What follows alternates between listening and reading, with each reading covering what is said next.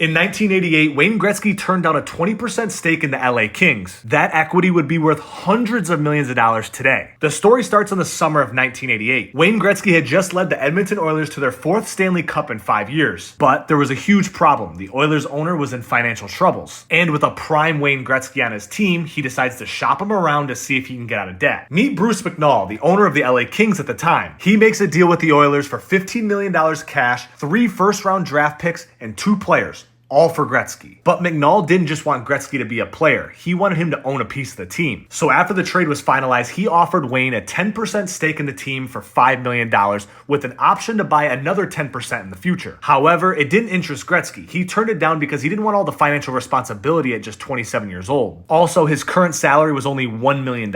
Hindsight being 2020, it was probably smart because 6 years after making the Wayne Gretzky trade, Bruce McNall files for Chapter 11 bankruptcy. And eventually he got charged with fraud and had to serve 70 months in prison. Now, let's pretend Gretzky did purchase that 20% stake. He wouldn't have lost it even through all the turmoil. Even in bankruptcy, equity holders generally retain their ownership stakes, though they may be diluted if the team restructures or they get new investors. And that's exactly what happened. The Kings were ultimately sold to a group led by Philip Anschutz in 1995, which helped the franchise regain financial stability, meaning Gretzky might have faced some short-term losses during the bankruptcy, but if he held on, the value of his stake would have gone through the roof over time, especially given that the team's evaluation is around $2.9 billion today.